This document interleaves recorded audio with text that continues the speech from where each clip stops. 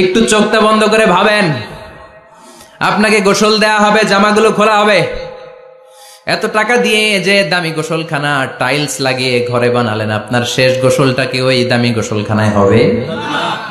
লাশ যেখানে ধোয়া হয় ওই জায়গায় ধোয়া হবে, আপনাকে কাফন পরানো হবে। আপনার কলিজার টুকরা ছোট বাচ্চাটারে বলা হবে, আব্বু দেখে যাও তোমার বাবারে শেষবারের মতো দেখো। আপনার বাবা মা শেষবারের মতো একটা নজর দিয়ে আপনার চেহারাটা দেখে নিবে। বন্ধু বান্ধবরা শেষবারের মতো একবার আপনারে দেখে নিবে, জানাজার জায়গায় নেওয়া হবে। হবে না এই ঘটনাটা আমাদের? হ্যাঁ, হবে কি না? হাজার হাজার মানুষ শেষ বিদায় দেওয়ার জন্য আসবে। 4টা তাকবীর দিয়ে ইমাম নামাজ শুরু করবে, আল্লাহু আকবার, আল্লাহু আকবার, আল্লাহু আকবার, আল্লাহু আকবার বলে নামাজ শুরু করবে। নামাজ শেষ, এবার পালকিতে করে কবরে যাওয়ার পালা। যেতেই হবে, যেতেই হবে। পালকিতে করে লোকজন নিতে শুরু করবে। কবরস্থানের ওই জায়গায় যেখানে মানুষ বছরে মানুষ না মরলে যায় না, ওই গহীন নিঝুম কবরস্থানে ঢুকানো হবে। পালঙ্ক থেকে নামিয়ে আপনার জন্য করে রাখা আগ থেকে কবরটার মধ্যে শুইয়ে দেয়া হবে। উপরে বাঁশ দিয়ে ছাউনি, শেষবারের মতো সবাই দেখে বাঁশের ছাউনির উপরে মাটি চাপা দিবে, ঠিক কিনা? চলে যাবে সবাই, কেউ নাই, অন্ধকার, শুধু অন্ধকার। এই অন্ধকার যেন শেষ হতে চায় না। সবাইকে মরতে হবে, কেউ থাকবে না। এই পৃথিবীতে প্রাণ নিয়ে যারা আগমন করার সুযোগ পেয়েছে সবাই মরবে, আজ হোক কাল, আগে হোক পরে, সবাইকে যেতে হবে। চিল্লায় বলেন ঠিক কিনা? আবার আল্লাহ বললেন, আইনামা তাকুনু ইউদরিকুমুল মাউত, যেখানেই থাকো না কেন মৃত্যু তোমাদেরকে ছাড়বে না। মৃত্যু তোমাদেরকে সাক্ষাৎ করবে, মৃত্যু তোমাদেরকে খুঁজে বের করবে। যদিও সুদূর আকাশ পানে, পালাও সেথায় লাগিয়ে সিঁড়ি। আকাশের উপরে যদি বিশাল সিঁড়ি লাগিয়ে চতুর্থ আকাশে চলে যান, চাঁদের মধ্যে বাড়ি করেন, মঙ্গল গ্রহে বাড়ি করেন, ওই জায়গায় মালাকুল মাউত আপনারে খুঁজে পাবে না। চাঁদেও খুঁজে পাবে। মঙ্গল গ্রহে যদি যান, স্যাটেলাইট, আমাদের একটা বঙ্গবন্ধু স্যাটেলাইট চ্যানেল লঞ্চ করা হয়েছে না, ওইখানে গেলে তো আর নাই মালাকুল মাউত। কথা বলেন। আল্লাহ বললেন, ওয়াজাআত সাকরাতুল মাউতি বিল হক, মৃত্যুর কষ্ট তোমাদের ছাড়বে না, যেখানেই তোমরা থাকো না কেন মৃত্যু ঠিকই তোমাদের পাকড়াও করবে। চিল্লায় বলেন ঠিক কিনা?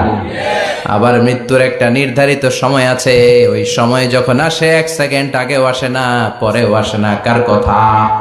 লিকুল্লি উম্মাতিন আজালুন ফাইযা জাআ আজালুহা লা ইস্তাখিরুনা সাআতাও ওয়ালা ইস্তাকদিমুন। মৃত্যুর জন্য একটা নির্ধারিত টাইম আছে, টাইমটারে বেঁধে দিয়েছে কে? ওই টাইমটা যখন চলে আসে 1 সেকেন্ড আগেও আসে না, 1 সেকেন্ড পরেও আসে না, অন টাইম আসে। কিভাবে আসে? On time. কথা বলেন, সবাই বলেন অন টাইম। আরো জোরে বলেন, death will come on time, death never late. মৃত্যু যখন আসে অন টাইমে আসে, নির্ধারিত একটা সময় আসে, ওই সময়ের আগেও আসে না, পরেও আসে না। 1 সেকেন্ড আগেও আসবে না, পরেও আসবে না। মনে করেন আপনাকে রব্বুল আলামিন 60 বছরের হায়াত দিয়েছে, আপনার বয়স এখন 50 বছর, আরো বাকি কয় বছর? এখন গোটা বিশ্বের সবাই মিলে যদি আপনারে মারতে চায়, কিছু করতে পারবে নাকি? কথা বলেন।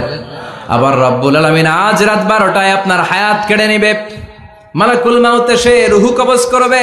দুনিয়াতে আর থাকার কোনো পারমিশন আপনার নাই, থাকার কোনো সুযোগ নাই। গোটা বিশ্বের সবাই মিলে যদি আপনারে রাখতে চায়, রাখতে পারবে নাকি? কথা বলেন। চলে যেতে হবে। এই পৃথিবীতে আসার একটা সিস্টেম থাকে, যাওয়ার কোনো সিস্টেম নাই, ঠিক কিনা? আসার সময় আগে আসছে আমার দাদা, তারপর আমার বাবা, তারপরে আমি, তারপরে আমার ছেলে, তারপরে আমার নাতি, তারপরে তার ছেলে, ঠিক কিনা? তার মানে আসার একটা সিরিয়াল আছে, যাওয়ার কোনো সিরিয়াল আছে নাকি? কথা কন। নাকি সিস্টেম দাদা আগে আসছে, দাদাই আগে যাবে, নাতি যেতে পারবে না? কথা বলেন। দাদার আগে নাতি মরে, এরকম আছে না নাই? মায়ের আগে মেয়ে যায়, আছে না নাই? মুরব্বী বাজানেরা বেঁচে থাকে, আমাদের মতো যুবক গুলো অ্যাক্সিডেন্টে মারা যায়, আছে না নাই? আবার অসুস্থরা বেঁচে থাকে, সুস্থরা মরে যায়, আছে না নাই? হাসপাতালে রোগীগুলো বেঁচে থাকে, ডাক্তার মরে যায়, আছে না নাই? উখিয়াতে তো ডাক্তার মরে না, দিকেও ডাক্তার মরে। ওনারা না বাঁচায় মানুষরে? হ্যাঁ হ্যাঁ, আল্লাহ বাঁচায়, ডাক্তার হচ্ছে ওয়াসিলা। চিল্লা এখন ঠিক কিনা? তার মানে এই দুনিয়ার থেকে চলে যাওয়ার কোনো সিরিয়াল থাকে না, মরে যাওয়ার সিরিয়াল থাকে না, আসার একটা সিরিয়াল থাকে, যাওয়ার কোনো সিরিয়াল থাকে না। কি বলেন? জোরে বলেন।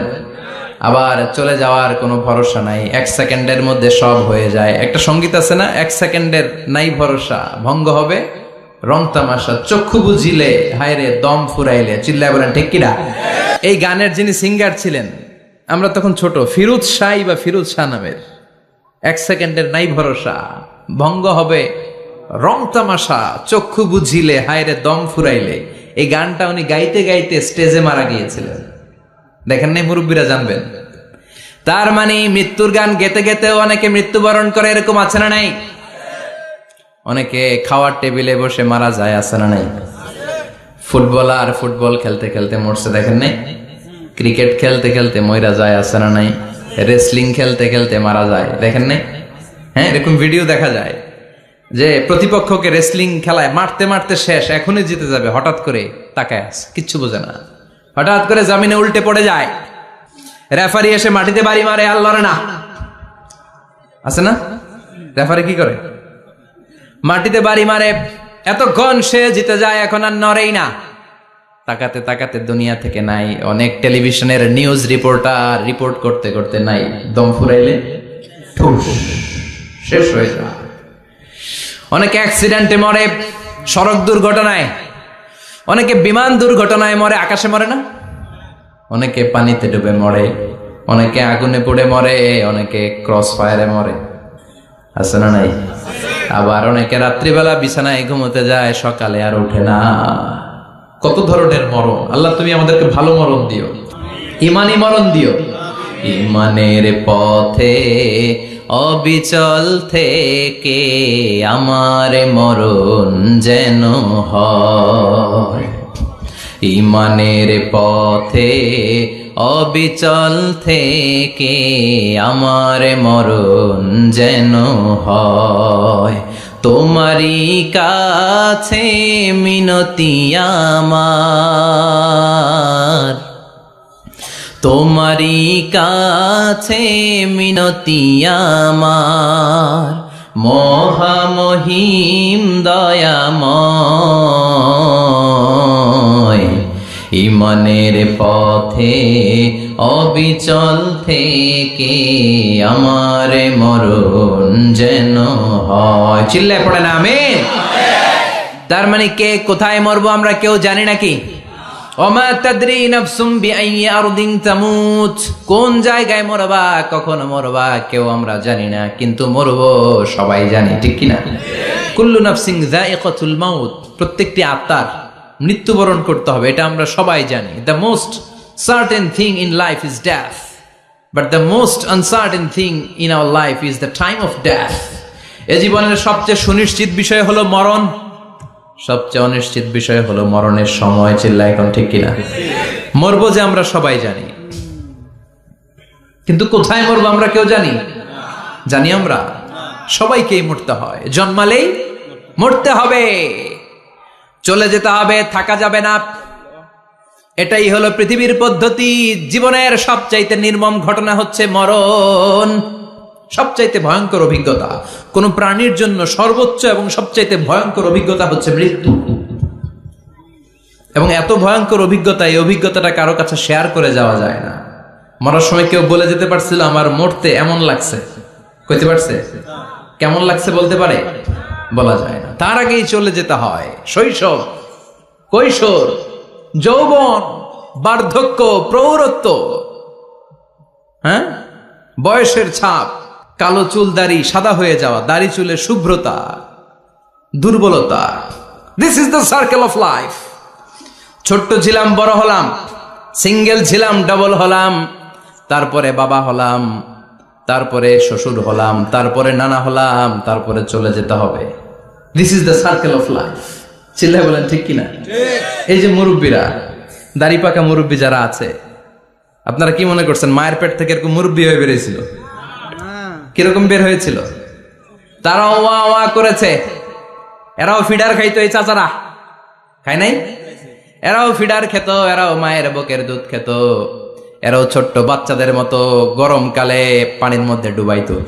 স্কুল ফাঁকি দিয়ে বাচ্চারা ডুবায়, আছে না নাই? উখিয়াতে এরকম নাই? ছোট্ট বাচ্চা ছিল, বড় হলো, বার্ধক্যে উপনীত হলো। This is the circle of life, চলে যেতে হবে। বিশ্বনবী বললেন আমার উম্মতি মা বাইনা 60 ইলা 70, আমার উম্মতের গড় বয়স হলো 60 থেকে 70। এই উম্মতের গড় বয়স কত? 60 থেকে 70। ওয়া আকাল্লুহুম মাইয়াজুজু জালিক, অল্প কিছু মানুষ আছে যারা 70-এর বেশি হায়াত পায়। এখানে 70-এর বেশি আছেন কারা? হাত তোলেন দেখি তো। কয়জন? একজন, দুইজন, তিনজন। মাশাআল্লাহ, আল্লাহ আরো হায়াত দেখ, আল্লাহ এদেরকে আরো হায়াত দারাজ করুক। চিল্লায় বলেন আমিন। তার মানে আমার উম্মতি মা বাইনা 60 ইলা 70। বিশ্বনবী বললেন এই উম্মতের গড় বয়স 60 থেকে 70, আর 70-এর বেশি হায়াত পাবে। ওয়া আকাল্লুহুম মাইয়াজুজু যালিক, 70-এর বেশি পাবে হাতে গোনা, গুনে বের করে ফেলা যায় একজন, দুইজন, তিনজন। বাকি সব 60-এর আগে নাই। ঠুস চিল্লা এখন ঠিক কিনা? বাংলাদেশের গড় হায়াত কত মানুষের? 60। বিশ্বনবীর কথার সাথে মিলে গেছে। চিল্লায় পড়েন সুবহানাল্লাহ। এই জন্য বিশ্বনবী বলেন এই যে মুরব্বীদের দাড়ি পাকে, এই যে রাস্তায় অ্যাক্সিডেন্ট হয়, এই যে ক্যান্সারে আক্রান্ত হয়ে লোকজন মারা যায়, তার উপরেও কি টনক নড়ে না? এরপরেও কি বিবেকে ধরে না যে তোমাকে চলে যেতে হবে? আকসিরু যিকরা হাযিমিল লাযযাত, জীবনের সব স্বাদকে পানসা করে দেয় ওই মরণকে স্মরণ করো। মরণকে স্মরণ করলে জাহান্নাম বরণ করা লাগে না। চিল্লায় বলেন ঠিক কিনা? আবার আল্লাহ বললেন গোলাম, স্পেশাল একজন ফেরেশতা আমি মরণের জন্য সিলেক্ট করলাম, নাম মালাকুল মাউত। তাকে আমরা আজরাইল বলে চিনি। এই মালাকুল মাউত তার বাহিনী নিয়ে নির্ধারিত টাইমে গোটা বিশ্বের সব মানুষের রূহ কবজ করে। অন টাইম নাকি দেরি করে? মালাকুল মাউত আগেও আসে না, পরেও আসে না। সুবহানাল্লাহ পড়েন। সাইয়েদনা সুলাইমান আলাইহিস সালামের জামানাতে ওনার এক ওয়াজির ছিল, মন্ত্রী। ওই মন্ত্রীকে নিয়ে উনি বৈঠক করতেন। ওনার সময় উনি মালাকুল মাউতের সাথে বৈঠক করতেন। শুনতেছেন? আপনাদের মনোযোগ আছে তো? উনি বৈঠকে বসেছেন, মালাকুল মাউতও বসা, ওয়াজিরও বসা। হঠাৎ মালাকুল মাউত ওয়াজিরের দিকে বড় বড় চোখ করে তাকাচ্ছেন। বড় বড় চোখ করে তাকানোতে ওয়াজির ভয় পেয়েছে। হঠাৎ মালাকুল মাউত চলে গেল। ওয়াজির বলে, ও সুলাইমান আলাইহিস সালাম, এই যে লোকটা বড় বড় চোখ করে আমার দিকে তাকালো, এটা কে? সাইয়েদনা সুলাইমান বলে, হাদা মালাকুল মাউত। যে বর্ণনাটা বলছি এটা হাদিস না, এটা হচ্ছে ইসরাইলিয়া, জিউস ট্র্যাডিশন। কোরআন হাদিসের সাথে কোনো দ্বন্দ্ব নাই, তাই বর্ণনা করা যাবে। বিষ্ণু বলেছেন বাল্লিগু আন্নি ওয়ালাউ আয়া। আবার বলেছেন ওয়া হাদ্দিসু আন বনি ইসরাঈল ওয়ালা হারাজ। বনি ইসরাইলের ট্র্যাডিশন বর্ণনা করো, জিউস ট্র্যাডিশন বর্ণনা করো, এতে কোনো সমস্যা নাই। ওয়াজির বলে, ও সাইয়েদনা সুলাইমান, বড় বড় চোখ করে যে তাকালো লোকটাকে? সাইয়েদনা সুলাইমান বলে, হাদা মালাকুল মাউত, এটা মৃত্যুর ফেরেশতা। ওয়াজিরের কলিজায় পানি নাই। এটা কি ফেরেশতা? শুনে তো পিলে চমকে গিয়েছে। কয় কি? মালাকুল মাউত তো আমার চিনে ফেলাইছে, বাড়ি চিনে ফেলছে, আমার খবর আছে। সাইয়েদনা সুলাইমান আলাইহিস সালাম জিনদেরকে দিয়ে কাজ করাতেন, মেঘমালাকে দিয়ে কাজ করাতেন, বিশাল সিংহাসন নিয়ে পৃথিবীর প্রাচ্য থেকে পাশ্চাত্যে ঘুরে বেড়াতেন। সাইয়েদনা সুলাইমানকে ওয়াজির বলে, ও সুলাইমান, মেঘমালাকে আদেশ করে দেন, আমি আর এই ফিলিস্তিনের ভূখণ্ডে থাকতে চাই না। আকাশের মেঘমালার উপরে আমারে বসিয়ে দেন, আর বলে দেন আমারে নিয়ে যেন আকাশের মেঘমালা হিন্দুস্তানের ওই দূর পর্বতে রেখে আসে। আকসা আল হিন্দ, হিন্দের সবচেয়ে দূরবর্তী জায়গায় যেন আমার রেখে আসে। সাইয়েদনা সুলাইমান বললেন, আকাশের মেঘ যাও, আমার ওয়াজিরকে নিয়ে হিন্দুস্তানের একটা উপদ্বীপে রেখে আসো। রেখে আসা হলো। কিছুক্ষণ পর মালাকুল মাউত সাইয়েদনা সুলাইমানের কাছে হাজির। সাইয়েদনা সুলাইমান বললেন, ও মালাকুল মাউত, কই ছিলা? কই, একটু আগে হিন্দুস্তান থেকে আপনার ওয়াজিরের রূহ কবজ করে আসছি। সুবহানাল্লাহ পড়েন। এটা আবার কেমন কথা, তুমি ওইখানে গেলা কেন? কয়, রব্বুল আলামিন কিছুক্ষণ আগে আমার কাছে পয়গাম পাঠিয়েছে, যাও সৈয়দনা সুলাইমানের ওয়াজিরের রুহুটা কবজ করো। কবজ করার জায়গা হলো হিন্দুস্তানের উপদ্বীপ। কোন জায়গায়? মালাকুল মাউত এসে দেখে সুলাইমান নবীর সাথে মিটিং করে। ওয়াজির কার সাথে মিটিং করে? সুলাইমান নবীর সাথে। কিন্তু ফরমানে লেখা রুহু কবজ করতে হবে কোথায়? হিন্দুস্তানে। সুবহানাল্লাহ কইবেন না? এই জন্য বড় বড় চোখ করে আমি তাকিয়েছি আর মনে মনে ভাবলাম টাইম তো নাই, কারণ মৃত্যু তো অন টাইমে হতে হয়। এখনই ওর রুহু কবজ করতে হবে। কেমন করে ওইখানে যাবে আমি জানি না, আমি আগে চলে যাই। মালাকুল মাউত চলে গেল, যে দেখে ওই জায়গায় ওয়াজিরও হাজির। সাথে সাথে রুহু কবজ করে আল্লাহর কাছে চলে গিয়েছে। পড়েন সুবহানাল্লাহ। এজন্য আল্লাহ বললেন, মালাকুল মাউত আমি নির্ধারণ করে দিয়েছি, পৃথিবীর প্রতিটি মানুষ মালাকুল মাউতকে দেখবে, চাক্ষুষ দেখবে, ভালো হলেও দেখবে, খারাপ হলেও দেখবে। কার কথা? ভালো মানুষ যদি হয়, আল্লাহওয়ালা যদি হয়, ইসলাম প্রিয় যদি হয়, ডানপন্থী যদি হয়, মৃত্যুর সময় মালাকুল মাউত আলা সূরাতি শাবিন আলা আহসানি সূরা, একজন যুবকের আকৃতিতে চমৎকার ধবধবে সাদা একটা জুব্বা পরে, জান্নাত থেকে জান্নাতি কাফন নিয়ে, হানুত মিন হানুতিল জান্নাহ, জান্নাতের সুগন্ধি নিয়ে মুমূর্ষু রোগীর মাথার সামনে এসে বসে যায় আর দেহটার ইঙ্গিত করে বলে, ইয়া আইয়াতুহান নাফসুত তাইয়্যিবা, ও পবিত্র আত্মা। আরেক বর্ণনায় এসেছে, ইয়া আইয়াতুহান নাফসুল মুতমাইন্নাহ, ও প্রশান্ত আত্মা, উখরুজি ইলা মাগফিরাতিম মিনাল্লাহ, আল্লাহর ক্ষমার দিকে বের হয়ে আসো। উখরুজি ইলা মাগফিরাতিম মিনাল্লাহি ওয়া রিদওয়ান, আল্লাহর ক্ষমার সন্তুষ্টির দিকে রুহুটা বের হয়ে আসো। স্মুথলি বলার সাথে সাথে মুমিনের দেহ থেকে রুহুটা বের হয়ে আজরাইলের হাতে চলে যায়। স্মুথলি বলার সাথে সাথে স্বাচ্ছন্দ্যে আনন্দে মুমিনের দেহ থেকে রুহুটা সা করে বের হয়ে মালাকুল মাউতের হাতে এসে পড়ে। পড়েন সুবহানাল্লাহ। আল্লাহ এমন মৃত্যু তুমি আমাদের নসিবে রেখে দিও। চিৎকার করে পড়েন আমিন। আর যারা ইসলাম মানে নাই, আর যারা কোরআন মানে নাই, আর যারা দিন কায়েমের আন্দোলন করে নাই, দিনকে ভালোবাসে নাই, বাম আর রামপন্থী ছিল, নাস্তিক ছিল, ইসলাম বিরোধী ছিল, তাদের কাছেও মালাকুল মাউত আসে কি আসে না? চিল্লায় বলেন আসে কি আসে না? তাদের কাছেও আসে, কিন্তু আলা সূরাতি আকবাহি রাজুল, একজনের চেহারা যত ভয়ঙ্কর হতে পারে, যত নিকৃষ্ট হতে পারে, এরকম ভয়ঙ্করতম নিকৃষ্ট দুর্গন্ধওয়ালা একটা চেহারা নিয়ে আসে। রিজলাহু ফিল আরদ, পা থাকে জমিনে, রাসুহু ফিস সামা, হাদিসের বর্ণনা, পা দুইটা জমিনে, মাথা আকাশে। এসে ধমক দিয়ে জালিমের মাথার সামনে এসে বলে, ইয়া আইয়াতুহান নাফসুল খাবিসা, হে পাপাত্তা, হে অপবিত্র আত্মা, উখরুজি ইলা সাখাতিল্লাহি ওয়া গাদাবিহি, আল্লাহর রাগের দিকে, আল্লাহর অসন্তুষ্টির দিকে বের হয়ে আয়। মালাকুল মাউতের এই অর্ডার পাওয়ার সাথে সাথে রুহুটা কিন্তু বের হয় না। মুমিনের রুহুকে ডাক দিলে যেমনি স্মুথলি বেরোয়, কাফিরের রুহু এভাবে বেরোয় নাকি? কথা বলেন। রুহুটা ডানে যায়, ফাতাতাফাররাক, একবার রুহুটা ডানে যায়, আবার রুহুটা বায়ে যায়, আবার সামনে যায়, পায়ে যায়, হাতের মধ্যে ঢুকে ডানে বায়ে যায়। মালাকুল মাউত আবার ধমক দিয়ে বলে, ইয়া আইয়াতুহান নাফসুল খাবিসা, পাপাত্তা, বের হয়ে আয়। রুহুটা আবার ডানে যায়, বায়ে যায়, সামনে যায়, পেছনে যায়। এবার ঘপাস করে মালাকুল মাউত রুহুকে ধরে টান মারে। সারা দেহটা থেকে প্রাণ রস সিক্ত করতে করতে দেহ থেকে রুহুটাকে টেনে হিচড়ে বের করে আনে। আর মুমূর্ষু রোগীটা চিৎকার মারতে থাকে। পড়েন না আউযু বিল্লাহ। একটা জীবন্ত ছাগলের চামড়াগুলো জবাই না দিয়ে কেউ যদি টেনে টেনে বের করে, ছাগল জবাই হয় নাই কিন্তু চামড়া এক পাশ থেকে টেনে টেনে টেনে হিচড়ে আপনি গা থেকে বের করলে যত কষ্ট হয়, এর চেয়েও বেশি কষ্ট দিয়ে মালাকুল মাউত বামপন্থী আর কাফেরদের রুহুটা দেহ থেকে বের করে আনে। পড়েন না আউযু বিল্লাহ। আমাদের রুহুটা যেন আল্লাহ মুমিনদের রুহু আপনি যেভাবে কবজ করান, ওইভাবে যেন আমাদের রুহুটা বের হয়ে আসে। আরো জোরে পড়েন আমিন।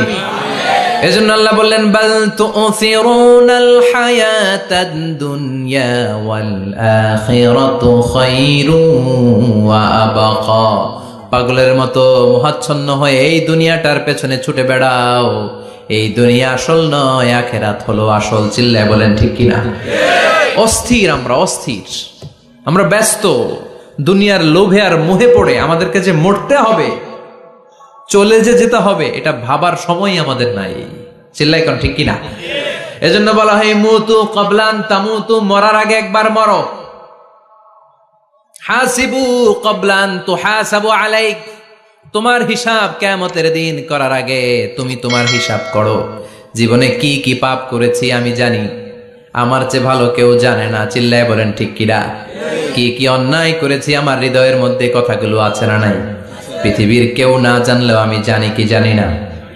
পৃথিবী না জানুক আমি তো জানি, আমি কি পাপ করেছি হায়।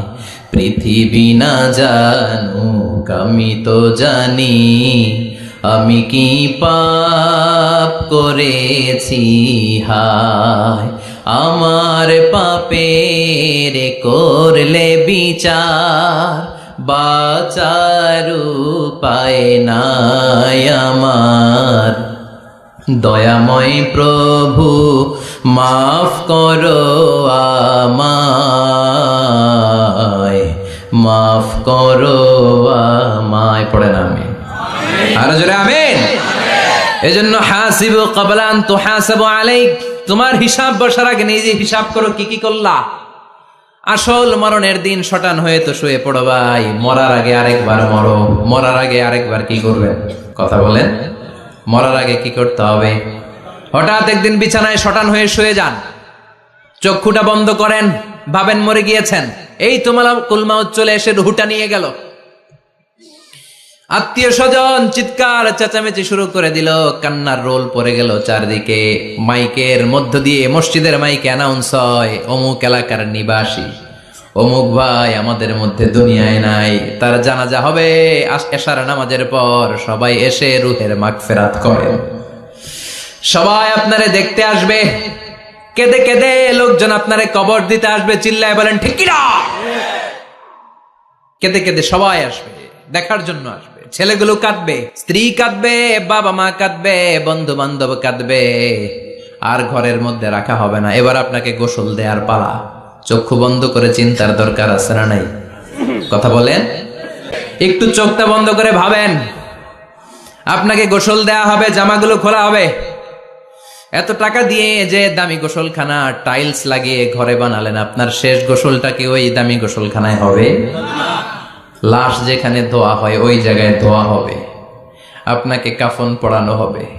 আপনার কলিজার টুকরা ছোট বাচ্চাটারে বলা হবে, আব্বু দেখে যাও তোমার বাবারে শেষবারের মতো দেখো। আপনার বাবা মা শেষবারের মতো একটা নজর দিয়ে আপনার চেহারাটা দেখে নিবে। বন্ধু বান্ধবরা শেষবারের মতো একবার আপনারে দেখে নিবে। জানাজার জায়গায় নেওয়া হবে। হবে না এই ঘটনাটা আমাদের? হ্যাঁ, হবে কিনা? হাজার হাজার মানুষ শেষ বিদায় দেওয়ার জন্য আসবে।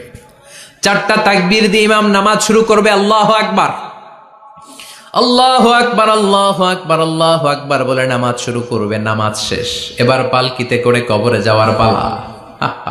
যেতেই হবে, যেতেই হবে। পালকিতে করে লোকজন নিতে শুরু করবে। কবরস্থানের ওই জায়গায় যেখানে মানুষ বছরে মানুষ না মরলে যায় না, ওই গহীন নিঝুম কবরস্থানে ঢুকানো হবে। পালঙ্ক থেকে নামিয়ে আপনার জন্য করে রাখা আগ থেকে কবরটার মধ্যে শুইয়ে দেয়া হবে। উপরে বাঁশ দিয়ে ছাউনি, শেষবারের মতো সবাই দেখে বাঁশের ছাউনির উপরে মাটি চাপা দিবে। ঠিক কিনা? চলে যাবে সবাই, কেউ নাই, অন্ধকার, শুধু অন্ধকার। এই অন্ধকার যেন শেষ হতে চায় না। এই ঘটনা ঘটবে না আমাদের?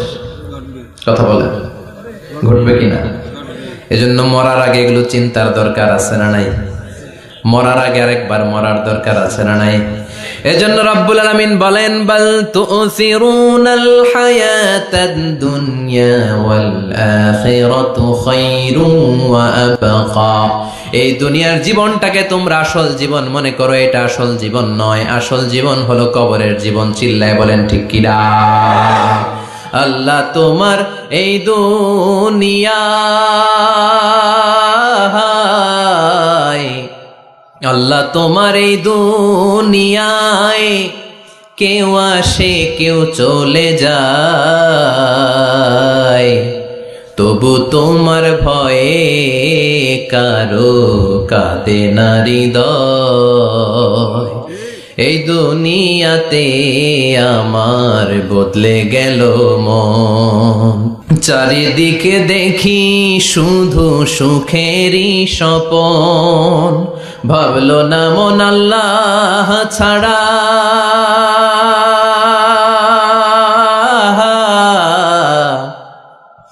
ভাবলো না মন আল্লাহ ছাড়া নেই কোনো উপায়। তবু তোমার ভয়ে কারো কাঁদে না হৃদয়। ঠিক কিনা? আসে আর চলে যায়। প্রতিদিন মাইকে অ্যানাউন্স শুনি অমুক এলাকার অমুক লোক নাই। দাদা গেল, বাবা গেল, বড় ভাই গেল, আত্মীয় স্বজন গেল, আমাকেও যেতে হবে, এই চিন্তা মাথায় নাই। চিল্লা এখন ঠিক কিনা? এজন্য লাইফটা হলো one time, one chance. Second কোনো চান্স আপনাকে দেয়া হবে নাকি? কাফেররা বলবে ইয়া রাব্বি আরেকটা সুযোগ দেন, লাউ আন্না লানা কাররা ইয়ানি মাররা। আল্লাহ আরেকটা সুযোগ যদি পেতাম দুনিয়াতে ভালো করে আসতাম। আল্লাহ বলবেন ইন্নাহা কালিমাতুন কাইলুহা, এটা শুধু তাদের মুখের কথা, তাদেরকে আবার সুযোগ দিলেও তারা কিচ্ছু করবে না। চিল্লা এখন ঠিক কিনা? এজন্য একটা চান্স আমরা পেয়েছি, এই দুনিয়ার ওয়ান চান্সে আমরা ভয় পাবো একজনকে। চিল্লায় বলেন তিনি কে? আল্লাহ। এজন্য যেতে আমাদেরকে হবে। এই মরণ থেকে পালানোর কোনো সুযোগ কেউ পালাতে পারে নাই। এই মরণ হলো আখিরাতের প্রবেশদ্বার। মরণ নামক পালকিতে চড়ে আমরা কবরের ভেতরে ঢুকি। মরণ হলো প্রথম পর্ব, কবর হলো দ্বিতীয় পর্ব। যেরকম ঠিক কিনা? এজন্য বিশ্বনবী বললেন আল কবর রাউদাতুম মিন রিয়াদিল জান্নাহ আও হুফরাতুম মিন হুফারিন নার। কবর হলো কারো জন্য জান্নাতের বাগান, কারো জন্য জাহান্নামের গর্ত। আমরা বলি আল্লাহ আমাদের কবরটারে জান্নাতের বাগান বানাও। আর জোরে পড়েন আমিন। আবার বিশ্বনবী বললেন ইন্নাল কবরা আউয়াল মানজিল মিন মানাজিলিল আখিরাহ। কবর হলো আখিরাতের মানজিলগুলোর প্রথম মানজিল। আখিরাতে একটার পরে একটা অনেকগুলো স্টেশন আপনাকে পার হতে হবে। প্রথম স্টেশনটার নাম হলো কবর। প্রথম স্টেশনের নাম কি? এই কবর নামক স্টেশনে যদি আপনি মাফ পেয়ে যান, সামনের সব স্টেশনগুলোতে মাফের ব্যবস্থা করবে কে? আল্লাহ। আর কবর নামক স্টেশনে যদি ধরা খেয়ে যান, আপনার মায়ের আছে না নাই? লাশটাকে যখন রাখা হয়, লাশটা চিনে কে আমারে রাখলো, কে আমাকে ধৌত করলো, কে আমারে কাফন পড়ালো। এজন্য বিষ্ণুই বলেছেন মুমূর্ষের সামনে বসে বসে পড়ো লা ইলাহা ইল্লাল্লাহু মুহাম্মাদুর রাসূলুল্লাহ। লাকিনু মাউতাকুম লা ইলাহা ইল্লাল্লাহ। মুমূর্ষের সামনে দাঁড়িয়ে দাঁড়িয়ে পড়ো লা ইলাহা ইল্লাল্লাহ। এই লা ইলাহা হচ্ছে জীবিতদের জন্য কালিমা, আর আমরা মরার পরে এই জিকির করি। ঠিক কি না? আমাদের দেশের অনেক জায়গায় লাশ নিয়ে কবরে যাওয়ার সময় লা ইলাহা পড়ে না। না, এটা আগের জিকির, মরার আগের জিকির। মরার আগে আপনাকে অ্যানাউন্সমেন্ট দিতে হবে আল্লাহ ছাড়া কোনো ইলাহ নাই, বিশ্বনবী হচ্ছেন শেষ নবী এবং রাসূল। চিল্লায় বলেন ঠিক কি না? লাশটাকে যখন রেখে দেয়া হয়, বিশ্বনবী যত মানুষকে কবরে রেখেছেন তারপরে দাঁড়িয়েছেন আর বলেছেন ইস্তাগফিরু লিআখিকুম, তোমার ভাইদের জন্য তোমরা দোয়া করো। ফাইন্নাহুল আনা ইউসআল, এখনই তাকে কবরে সওয়াল করা হবে। কবরে প্রশ্ন আসে না নাই? কথা বলেন। বিশ্বনবী খাদিজাতুল কুবরা, ওনার প্রথম স্ত্রী খাদিজাতুল কুবরা তাহেরাকে কবরের মধ্যে রেখে দিয়ে কাঁদতে শুরু করলেন। চোখের পানি ছেড়ে অনেক দোয়া করলেন। দোয়া শেষে সব সাহাবারা ঘরে ফিরে যায়, বিশ্বনবী যায় না। সাইয়েদনা আবু বকর বললেন ও নবী চলেন ঘরে যাই। অনেক তো দোয়া করলেন। বিশ্বনবী বললেন আবু বকর তুমি যাও, আমি যাব না। এইটা সাধারণ মহিলা না, এটা বিপদের দিনের সঙ্গিনী খাদিজা। মক্কায় যখন আমার কেউ ছিল না, খাদিজা আমারে ভুলে নাই। 3 বছর কাফিররা আমাকে জেলখানায় বন্দি রেখেছে, নাম শিয়াবে আবি তালেবের জেলখানা। আমার স্ত্রী ওই জেলখানার জীবনেও আমারে ছাড়ে নাই। আমার সাথে 3 বছর খাদিজাও জেল খেটেছে। এই একটাই মহিলা, যেই মহিলাকে আল্লাহ আরশের উপর থেকে সালাম দিয়েছে, মহিলাটার নাম খাদিজা। আল্লাহু আকবার। আমার সব সন্তান আল্লাহ খাদিজার পেট থেকে দিয়েছে। ফাতেমাতুজ জোহরা খাদিজার মেয়ে, জাইনাব খাদিজার মেয়ে, উম্মে কুলসুম খাদিজার মেয়ে, রুকাইয়া খাদিজার মেয়ে, আবুল কাসেম বিশ্বনবীর ছেলে খাদিজার ছেলে, আব্দুল্লাহ যাকে তাইয়্যিব এবং তাহের নামে আমরা চিনি, সেও খাদিজার ছেলে। সুবহানাল্লাহ। ও আবু বকর, আমার এই কলিজার টুকরা প্রিয়তমা খাদিজারে রেখে দিয়ে কেমনে বাসায় যায়? তুমি যাও, আমি দাঁড়িয়ে থাকবো। এখনই মুনকার নাকির এসে খাদিজারে প্রশ্ন করবে, আমি দেখব খাদিজা উত্তর দিতে পারে কিনা। আর প্রশ্নের উত্তর যদি ভুল করে ফেলে, কবরের উপর থেকে আমি নিজে প্রশ্নের উত্তর দিয়ে দেব। এজন্য কবরের আযাব থেকে বিশ্বনবী পানাহ চেয়েছেন। বিশ্বনবী বলেছেন, আল্লাহুম্মা ইন্না নাউযু বিকা মিন আযাবিল কবর। ও আল্লাহ, কবরের আযাব থেকে তুমি আমাদেরকে বাঁচাও। পড়েন আমিন। কবরে মুমিনদেরকে 4টা প্রশ্ন করা হবে, কাফিরদেরকে 3টা প্রশ্ন। চিৎকার করে বলেন, মুমিনের প্রশ্ন কয়টা? আর জোরে বলেন। প্রথম প্রশ্ন, মার রব্বুক, তোর রবের নাম কি? আমরা কি বলবো? আল্লাহ আমারে রব, এই রবি আমার সব, দমে দমে তনু মনে তারি অনুভব। আল্লাহ আমারে রব, এই রবি আমার সব। পড়েন আমিন। দ্বিতীয় প্রশ্ন, আমার দিন, উত্তর দিনের নাম কি? ধর্মের নাম কি? তৃতীয় প্রশ্ন, মান হাযার রাজুল, এই লোকটাকে কে? আমরা বলবো মুহাম্মদ সাল্লাল্লাহু। 3টা প্রশ্নের উত্তর যখন আপনি কবরে করে দিতে পারবেন, অতিরিক্ত একটা প্রশ্ন, ওয়ামা ইলমুক, এই যে 3টা প্রশ্নের উত্তর পাল্লা, কেমন করে উত্তর জানলা? কোত্থেকে শিখেছো? নকল করে আনছো কাফনের কাপড়ে? পরীক্ষার হলে নকল আছে না নাই? হাতে নকল আছে না? পায়ে নকল, মুজার ভিতরে নকল আছে না নাই? মোবাইলে নকল আছে না নাই? নকল থেকে আল্লাহ তুমি বাঁচাও। আরো আসতে কোন আমিন। কিভাবে জানলা? কেমন করে 3টা প্রশ্নের উত্তর শিখলা? What is the source of your knowledge? তথ্যসূত্র কি? আপনাকে বলতে হবে, আমি যেই কিতাবটা থেকে শিখেছি কিতাবটার নাম কি? চিল্লায় বলেন, কি নাম? এই কিতাবটা হলো কোরআন। আপনাকে বলতে হবে, কোরআন থেকে আমি শিখেছি, বিশ্বনবীর হাদিস থেকে আমি শিখেছি। 4টা প্রশ্নের উত্তর যখন পারবেন, ফেরেশতারা বলবে, আহলান সাহলান, খোশ আমদেদ, কংগ্রেচুলেশন, বাহ বাহ, তুমি তো চমৎকার পেরেছো। ফায়ুফসাহু লাহু কবরুহু 70 যিরাআন, মুমিন বান্দার কবরটা 70 হাত লম্বা করে দেয়া হবে। ইফতাহু লাহু বাবুন ইলাল জান্নাহ, জান্নাতের দিকে তার কবর থেকে একটা দরজা বানিয়ে দেয়া হবে। জান্নাতের সুঘ্রাণ ঠান্ডা বাতাস এসে তার কবরের ভিতরে ঢুকতে শুরু করবে। ইউলবাসু লিবাস মিন আহলিল জান্নাহ, জান্নাতীদের পোশাক তার গায়ের মধ্যে পরিয়ে দেয়া হবে। আল্লাহু আকবার। আর বলা হবে, নাম কানাউমিল আরুস, বাসর রাতে বর যেমনি কনেকে নিয়ে ঘুমিয়ে যায়, তুমিও একটা ঘুম দাও। আলহামদুলিল্লাহ পড়ে। মুমিন বান্দা আনন্দের একটা ঘুম দিবে। ইসরাফিলের সিংগার আওয়াজ ছাড়া পৃথিবীর কোনো কিছুই তার আগে ঘুম ভাঙতে পারবে না। আল্লাহ আমরাও যেন সেদিন কবর একটা মজার ঘুম দিতে পারি, তুমি তৌফিক দাও। জোরে বলেন আমিন।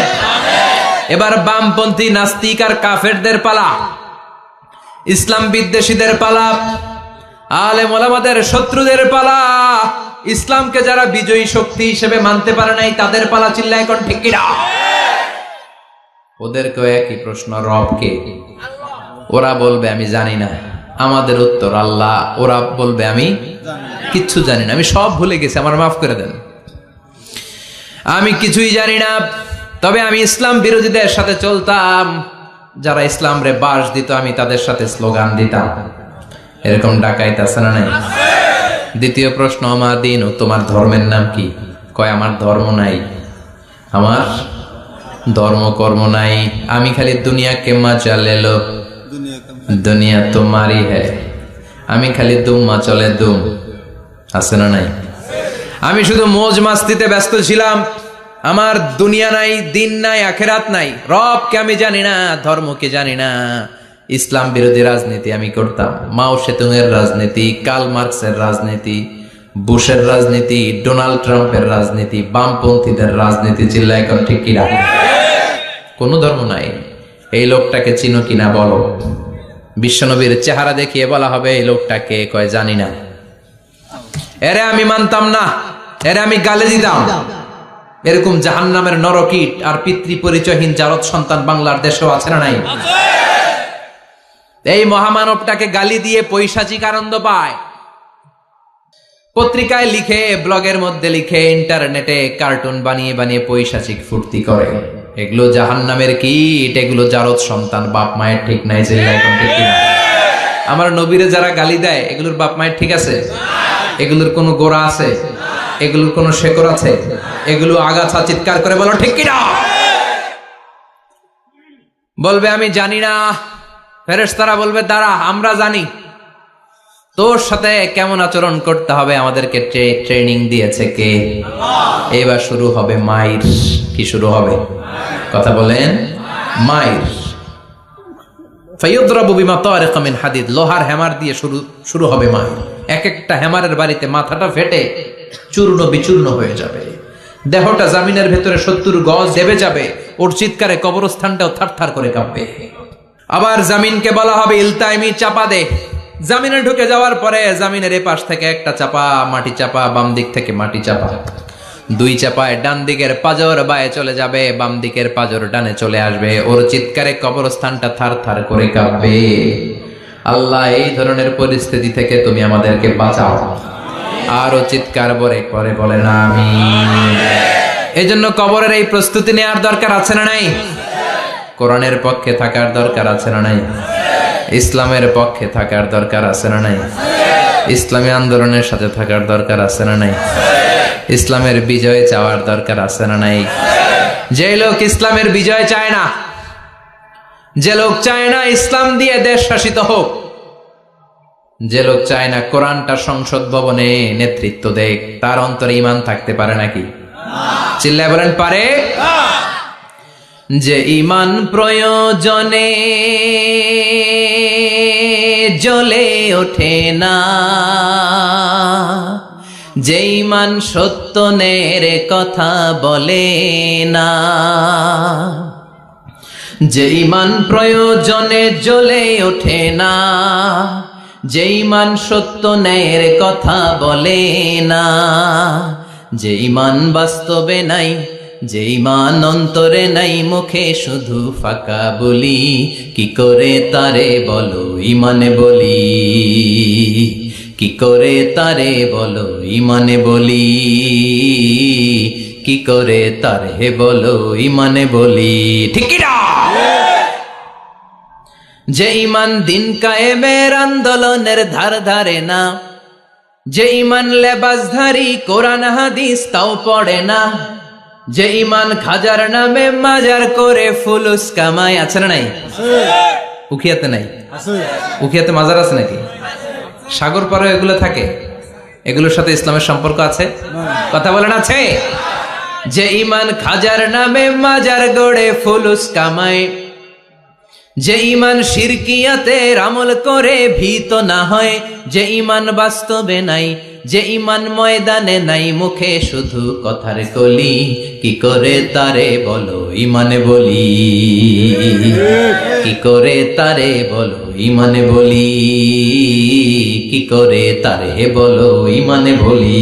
চিল্লায় বলেন ঠিক কি না? এজন্য ঈমানের দাবি হচ্ছে অন্যায়কে প্রতিরোধ করতে হবে, হকের পক্ষে থাকতে হবে। এটাই তো মুমিন, যে ইসলামকে বিজয়ী শক্তি হিসেবে দেখতে চায়, যে কোরআনের আইন চায়, যে কোরআনের রাজ চায়। চিল্লায় বলেন ঠিক কি না? এজন্য আমরা আল্লাহর কাছে কামনা করি, আল্লাহ তুমি আমাদেরকে ঈমানের মৃত্যু দাও, তুমি আমাদেরকে কবরের সব প্রশ্নগুলো সহজ করে দাও। পড়ে না আমিন? আরো জোরে পড়ে না আমিন? এজন্য আল্লাহ বললেন বাল তুসিরুনাল হায়াতাদ দুনিয়া ওয়াল আখিরাতু খায়রু ওয়া আবাকা। ও আমার গোলাম, দুনিয়ার এই জীবনটাকে তোমরা আসল জীবন মনে করো, এই জীবন কিন্তু আসল জীবন না। আসল জীবন হলো আখিরাতের জীবন। কোন ঠিক কি না? এই জন্য মৃত্যু থেকে যতই পালাও, পালিয়ে বেঁচে থাকতে পারবা নাকি? পারা যাবে? চিল্লায় বলেন। কোন নবীরা পারছে? আদম আলাইহিস সালাম মৃত্যু থেকে বেঁচে গেছে না? মরছে? কথা বলেন না। উনি পৃথিবীর একমাত্র মানুষ যিনি জানতেন যে উনি কতদিন বাঁচবেন। সুবহানাল্লাহ। উনি জানতেন উনি কতদিন বাঁচবেন। কেন আল্লাহ জানালেন? এর কারণ মৃত্যু কি এটা উনি জানেই না, কেমনে মরে দেখেই নাই, কষ্ট কি জানে না। আমরা আমাদের দাদাকে মরতে দেখেছি, বাবাকে মরতে দেখেছি, মামাকে মরতে দেখেছি, মরণের কত কষ্ট আমরা দেখি, এজন্য ভয় আছে না নাই? আদম আলাইহিস সালামের দাদা আছে নাকি? বাবা, মামা, খালু, শালা আছে নাই? এজন্য মৃত্যু যে কেমন এটা উনি জানতেন না। এজন্য আল্লাহ জানিয়ে দিলেন আদম পৃথিবীতে তুমি 1000 বছর বাঁচবো। আলফু সানা। লাম্মা খালাকাল্লাহু আদামা ওয়া কানা তুলুহু 60 যিরাআন। বুখারীর বর্ণনা, সাইয়েদনা আদম আলাইহিস সালামকে বানানোর পরে আল্লাহ 60 হাত লম্বা বানালেন। কয় হাত? জোরে বলেন, আরো জোরে। 60 হাত লম্বা। এরপরে ওনার ঔরসে পৃথিবীতে যত নারী আসবে, পুরুষ আসবে রূহের জগতে, সবগুলো রূহকে বসিয়ে দিলেন বৈঠকে। সুবহানাল্লাহ। বিশাল কনফারেন্স রুম। আমরাও ছিলাম না?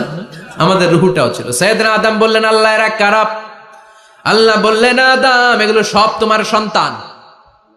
সাইয়েদনা আদম অবাক দৃষ্টিতে, অপলক নয়নে নিজের সন্তানদের রূহগুলো দেখতেছিলেন। দেখতে দেখতে হঠাৎ একটা রূহকে ভালো লেগে গেল।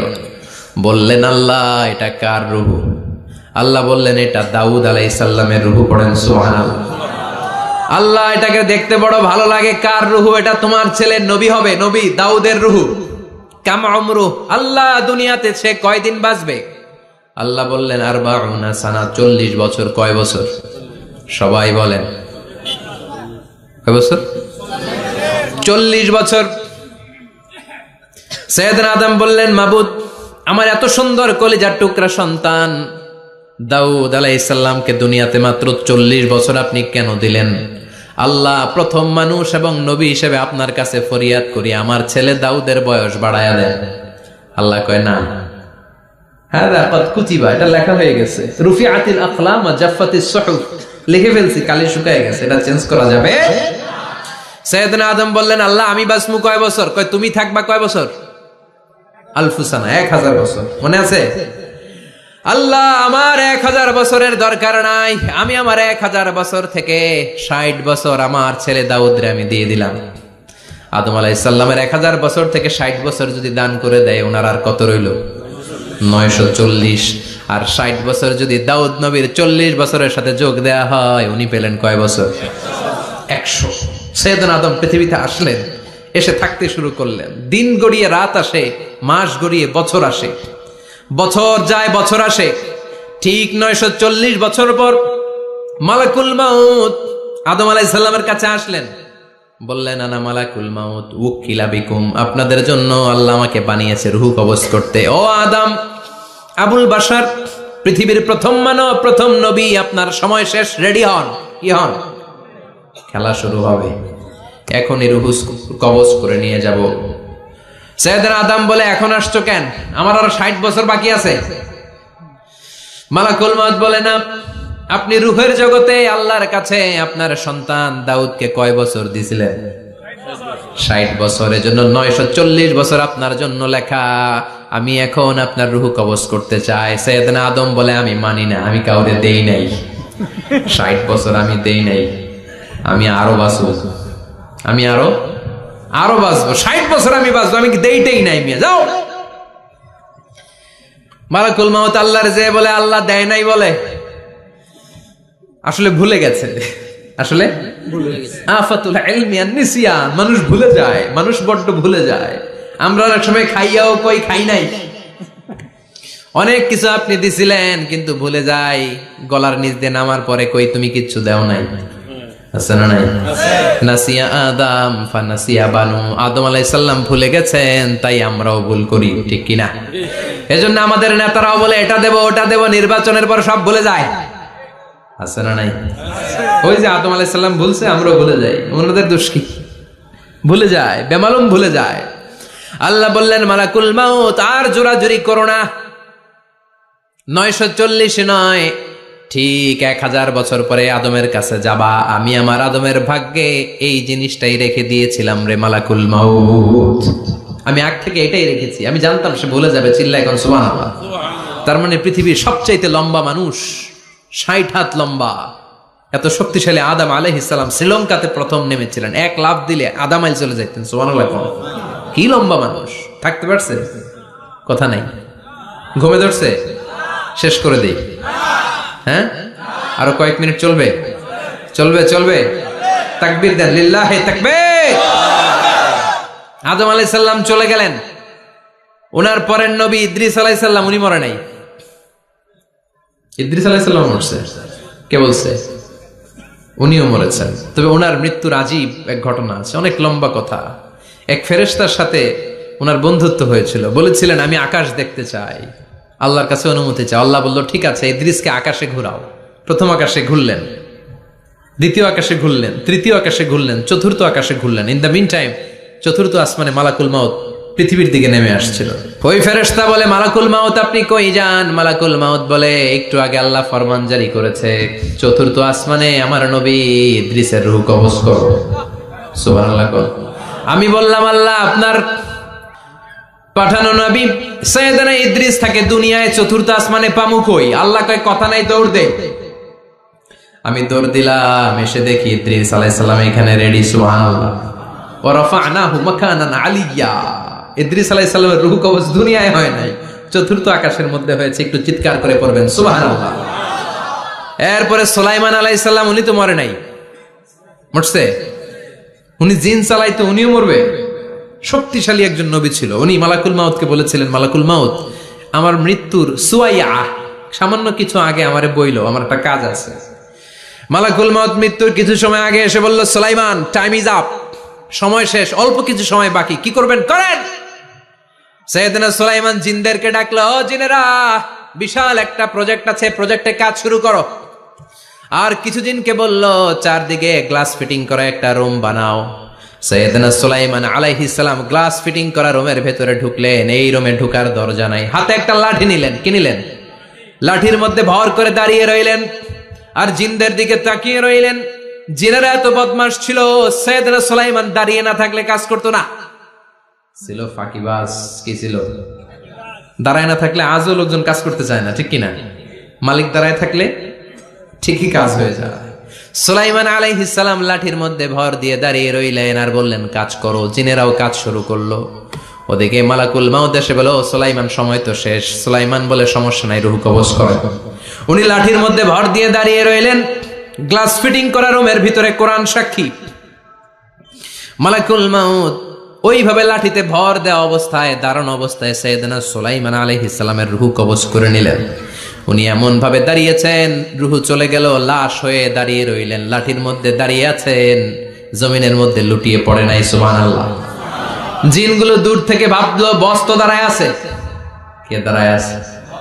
জিনেরা মনে করছে বস দাঁড়ায় আছে, কাজ করতে হবে। করতে করতে পুরা প্রজেক্টের কাজ শেষ। ইন দ্য মিন টাইম ঝিঝি পোকা, উই পোকা, যেই পোকা কাঠ খেয়ে ফেলে, এই কাঠ খাওয়ার পোকা সুলাইমান আলাইহিস সালাম লাঠির ভেতরে ঢুকে লাঠিও খেয়ে ফেলেছে। সাইয়েদনা সুলাইমান আলাইহিস সালাম ধপাস করে জমিনে পড়েছে।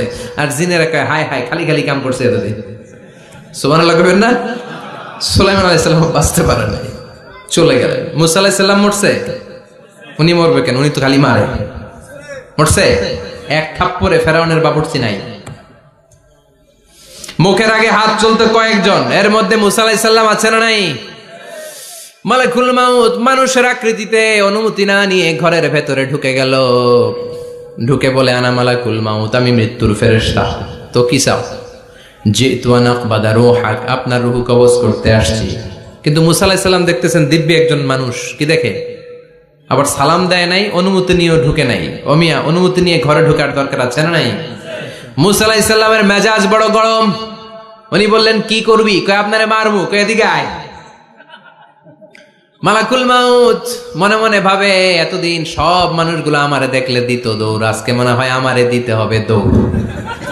এক পা গায়ে দুই পা পেছায় সাহস করে সামনে গেলেন। আবার মুসা আলাইহিস সালাম দিলেন এরকম থাপ্পড়। ফাসাক্কাহু ফাফাকু আইনা, বুখারীর বর্ণনা, এক থাপ্পড়ে চোখ নাই। ঠিকই মালাকুল মাউত দৌড়, এক দৌড়ে আল্লাহর কাছে। আল্লাহ বললেন রাখো, এটা মুসা আলাইহিস সালাম, তার মেজাজ বড্ড গরম, আমাকে কথা বলতে হবে। আল্লাহ বললেন মুসা, বুখারীর বর্ণনা, গরুর পিঠের উপর হাত রেখে দাও। রাখা হলো। তোমার হাতের নিচে গরুর যত পশম, প্রত্যেক পশমের বিনিময়ে এক এক বছর করে হায়াত বাড়িয়ে দিলাম। মুসা আলাইহিস সালাম অনেক চালাক নবী। উনি বললেন আল্লাহ আমার হাতের নিচে যদি গরুর 2000 পশম থাকে, তার মানে 2000 বছর হায়াত বাড়িয়ে দিলেন। কিন্তু এক্সট্রা হায়াত যখন শেষ হয়ে যাবে এরপরে কি হবে? আগে ওইটা বলেন। আল্লাহ বললেন সুম্মাল মাউত, তারপরে তো মুসা মরতেই হবে, আসতেই হবে। সাইয়েদনা মুসা আলাইহিস সালাম বললেন ফাল আনা, তাহলে আর দেরির দরকার নাই, এখনই আমি আপনার কাছে চলে যেতে চাই। মালাকুল মাউত মুসা আলাইহিস সালামের রূহ নিয়ে উড়াল দিলেন। সুবহানাল্লাহ। বাঁচতে পারছে? বিশ্বনবী মরে নাই, উনি ইন্তেকাল করেছেন। চিল্লায় এখন ঠিক কিনা? ইন্তেকালের আগে বিশ্বনবী প্রচন্ড অসুস্থ হলেন। মা আয়েশারে ডেকে বললেন, আয়েশা, মনে হয় আমি বাঁচবো না। ওই যে খায়বার বিজয়ের দিন, খায়বার দুর্গ বিজয় করার পরে এক ইহুদি মহিলা আমার দাওয়াত দিয়েছিল। ওই দাওয়াত খেতে যাওয়ার পরে গোশতের মধ্যে বিষ মাখানো হয়েছিল রে আয়েশা। ওই বিষ মাখানো খাসির গোশত খেয়ে যে ব্যথা আমার পেটে উঠেছিল, আজ আবার সেই ব্যথা উঠেছে। বিশ্বনবী ওই বিষ খাওয়ানো গোশতের কারণে ইন্তেকাল করেছেন। তার মানে বিশ্বনবী শাহীদ। জামা আল্লাহু বাইনা নবুওয়া ওয়া শাহাদা। আল্লাহ বিশ্বনবীকে শুধু নবী বানায় নাই, শহীদ হিসেবেও কবুল করেছে। সুবহানাল্লাহ কইবেন না? প্রচন্ড অসুস্থ, উনি ছাড়া মসজিদে নববীতে কেউ ইমামতি করার সাহস পায় না। বিশ্বনবী বললেন, আবু বকর তুমি যাও। আবু বকরও যায় না।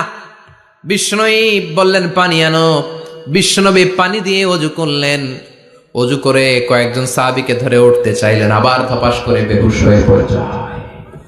বিশ্বনবী উঠতে পারে না। আবার বললেন, ঠান্ডা পানি আনো। পানির ভেতরে বিশ্বনবী 2 হাত ঢুকিয়ে দিয়ে ঠান্ডা ভিজা হাত দিয়ে চেহারার মধ্যে মাসে করলেন আর বললেন, ইন্নালিল মাউতিলা সাকারাত। হায়রে মৃত্যুর কি যন্ত্রণা, হায়রে মৃত্যুর যে কি কষ্ট। ও মিয়া, বিশ্বনবী যদি মৃত্যুর কষ্টে কাতরায়, আমাদের অবস্থা কি? আমাদের নসিবে কি আছে? আল্লাহ তুমি বাঁচাও, পড়ে না আমি। বিশ্বনবী কাঁদছেন, সাহাবারা একের পর এক দেখতে আসে। কান্নার রোল পড়ে গেল চারদিকে। বিশ্বনবীর কলিজার টুকরা নয়নের পুটুলি সাইয়্যিদাতুনা ফাতিমা বিশ্বনবীর কান্না সহ্য করতে পারে না। বিশ্বনবীকে ধরে সাইয়্যিদাতুনা ফাতিমা কান্নাকাটি শুরু করে দিলেন আর বললেন, ওয়া কুরবাবা, ওয়া কুরবাবা, হায় হায় আমার বাবার কি কষ্ট, আমার বাবার কি কষ্ট হচ্ছে। বিশ্বনবী বললেন, ফাতেমা তুমি কেঁদো না, আমার কষ্ট আজকের পরে আর থাকবে না। আজকে তোর বাবার সব কষ্ট বন্ধ হয়ে যাবে। কি যেন কানে কানে বললেন, ফাতেমা আরো কেঁদে দিল। আবার কানে কানে কি যেন বললেন, ফাতেমা হেসে দিল। বিশ্বনবীর ইন্তেকালের অনেক পর মা আয়েশার কাছে ফাতেমা বললেন, আমি যখন প্রথমে কেঁদেছিলাম আব্বা বলেছিল আমি আর বাঁচবো না রে ফাতেমা। আবার কানে কানে একটা কথা বলার পরে হেসেছিলাম, আব্বা বলেছিল আমার পরে আমার পরিবার বর্গের মধ্য থেকে সর্বপ্রথম তোমার সাথে আমার দেখা হয়ে যাবে রে ফাতেমা। অল্প কয়েক মাসের ব্যবধানে সাইয়্যিদাতুনা ফাতেমা উনিও ইন্তেকাল করলেন। বিশ্বনবী শোয়া থেকে উঠতে পারে না। এক সাহাবীকে দেখলেন মেসওয়াক করছে। বিশ্বনবী মেসওয়াকের দিকে তাকিয়ে রইলেন। বিশ্বনবীর নিথর দেহটা পড়ে আছে। আয়েশারা যে বলবে আয়েশা মেসওয়াক দাও, বলতে পারে না। মা আয়েশা বুঝতে পেরে মেসওয়াক আনলেন, বিশ্বনবীকে মেসওয়াক করিয়ে দিলেন। এবার বিশ্বনবী বললেন, ও আবু বকর শোনো, আল্লাহ আমাকে অপশন দিয়েছে। কি দিয়েছে? আল্লাহ বলেছে নবী আজীবন থাকতে চাইলে থাকেন, আর আসতে চাইলে চলে আসেন। আমি থাকতে না চেয়ে আল্লাহর কাছে চলে যাওয়ার ইচ্ছা করলাম। সাইয়েদনা আবু বকর কান্না জুড়ে দিলেন। বিশ্বনবী বললেন, আসসালাত আসসালাত, ও আমার উম্মতেরা নামাজ তরক করো না। ইন্তেকালের আগে বললেন নামাজ ছেড়ে দিও না। আর বললেন, ওয়ামা মালাকাত আইমানুকুম, তোমাদের অধীনস্থ কর্মচারীদের সাথে খারাপ আচরণ করো না। ঘাম শুকানোর আগে পয়সা দিয়ে দিও। আর হাত দুটো উঁচু করে বললেন, আল্লাহুম্মা ইলার রাফিকিল আ'লা, ও আল্লাহ আমি আপনার কাছে যেতে চাই। এই কথাটা বলে বিশ্বনবীর হাত দুইটা ধপাস করে জমিনে পড়ে গেল। বিশ্বনবীও চলে গেলেন। থাকতে পেরেছে কেউ? চিল্লায় বলেন। এজন্য আমরা আল্লাহর কাছে ঈমানি মৃত্যু চাই। কি মৃত্যু? আমরা উত্তম মৃত্যু চাই। চিল্লায় বলেন কি মৃত্যু? এজন্য মরণের আগে ঈমান নিয়ে মরার দরকার আছে না নাই? বিশ্বনবী দোয়া করতেন, আল্লাহুম্মা রযুকনা হুসনাল খাওয়াতিম, ও আল্লাহ আমাদের শেষটা যেন ভালো হয়। শেষ কথা বলি, এদিকে তাকা, মনোযোগ আছে? বলতেন, আল্লাহুম্মা রযুকনা হুসনাল খাওয়াতিম, ও আল্লাহ আপনি আমাদেরকে ঈমানের মৃত্যু দেন, আমাদের শেষটা ভালো করেন। কারণ সব ভালো তার শেষ ভালো। জানেন না এটা আপনারা? সব ভালো তার শেষ ভালো। আজীবন ইসলামের পক্ষে, আজীবন নামাজি মুত্তাকি, মরার আগে কাফের হয়ে মরে, এরকম আছে না নাই? আবার আজীবন কাফের, ইসলামের বিরোধী, ইন্তেকালের আগে কালিমা পড়ে সব মাফ করায়, আছে না নাই? বিশ্বনবীর শ্বশুর আবু সুফিয়ান, নাম শুনছেন? বদরের যুদ্ধে বিশ্বনবীর বিরুদ্ধে, মক্কায় বিশ্বনবীর ঘুমাতে দেয় নাই, উহুদের যুদ্ধে বিশ্বনবীর সাথে ফাইট, খন্দকের যুদ্ধে বিশ্বনবীর সাথে মারামারি, আহজাবের যুদ্ধে কিলাকিলি, সারাটা জীবন বিশ্বনবীর সাথে মারামারি, মক্কা বিজয় কালিমা পড়ে মুসলমান হয়েছে। গোটা জীবনে যা অন্যায় করেছে সব মাফ করে দিয়েছে কে? এজন্য আমরা আল্লাহরে বলি, আল্লাহ কালিমাটা পড়তে পড়তে যেন আমরা মরতে পারি, চিৎকার করে পড়ে না আমিন। জিহাদের ময়দানে এক সাহাবা যুদ্ধ করতে লাগলেন। বুখারীর বর্ণনা, যুদ্ধ করতে করতে কাফেরদেরকে মারতে মারতে, হাদিসের ভাষ্য লা ফাযা ওয়ালা শাযা ইল্লা ইয়াদরিবুহা বিসাইফি, তার সামনে যত কাফের আসে সে কচুকাটা করে। অন্য সাহাবীরা খুশি হয়ে যায়, অন্য সাহাবীরা বলে আজকের সব সওয়াব এই সাহাবী পেয়ে যাবে। কিন্তু বিশ্বনবী হঠাৎ করে একটা কথা বললেন, ওই কথা শুনে সাহাবীরা অবাক। বিশ্বনবী বললেন হুয়া ফিন্নার, ও জাহান্নামে যাবে। কই যাবে? জিহাদের ময়দানে এক মুজাহিদ সাহাবী কাফেরদেরকে মেরে শেষ, কিন্তু বিশ্বনবী বললেন কই যাবে? কথা কয় না। এক সাহাবী কয় ঘটনা কি? এত বড় মুজাহিদ ফি সাবিলিল্লাহ কেন জাহান্নামে যাবে? আমি লুকিয়ে লুকিয়ে দেখি। লুকিয়ে লুকিয়ে ওই সাহাবী দেখে মুজাহিদ সাহাবী যুদ্ধ করতে করতে কাফেরদের বিশাল একটা ঘাটির ভেতরে ঢুকে গেল। মারতে মারতে মারতে মারতে হঠাৎ এক কাফেরের আঘাতে এই মুজাহিদ সাহাবীর ডান হাতটা কাটা পড়ে গেল। এবার ডান হাত দিয়ে ফিনকি দিয়ে রক্ত বের হতে শুরু করলো। মুজাহিদ সাহাবী আর যন্ত্রণা সহ্য করতে পারে না। যন্ত্রণা সহ্য করতে না পেরে কাতরাতে কাতরাতে নিজের হাতের ছুরিটাকে জমিনের মধ্যে গেড়ে দিয়ে ছুরির উপরে ঝাঁপিয়ে পড়লো। পেটের এই দিক দিয়ে ঢুকে ওপাশ দিয়ে বের হয়ে গেল, এফার ওপার হয়ে গেল, মানে আত্মহত্যা করলো। ঠিক কি না? জাহান্নামী না? কথা কয়। লুকিয়ে লুকিয়ে যে সাহাবা দেখেছে চিৎকার দিয়ে বিশ্বনবীর কাছে যেয়ে বলে আশহাদু আন্নাকা রাসূলুল্লাহ, ও নবী আপনি যে আসল নবী, কোনো সন্দেহ নাই, আমি লুকিয়ে লুকিয়ে দেখেছি। ওই মুজাহিদ সাহাবা বেঁচে নাই, সে কাফেরের আঘাতে শহীদ হয় নাই, নিজের পেটে নিজে ছুরি ঢুকিয়ে আত্মহত্যা করেছে। আজীবন বিশ্বনবীর সাথী, মরার আগে জাহান্নামী। আমরা কেউ জানি না আমাদের শেষটা কেমন হবে, এজন্য আমাদের শেষটা ভালো হোক, ভেরি সেন্সিটিভ ইস্যু। আমাদের শেষটা ইমানের হোক। এখন যেমনি মাথা ঠিক আছে, বুদ্ধিমত্তার সাথে শাহাদাত বাক্যের উপর যেন আমরা মরতে পারি, আমরা পড়ি আমিন। চিল্লায় পড়ে না।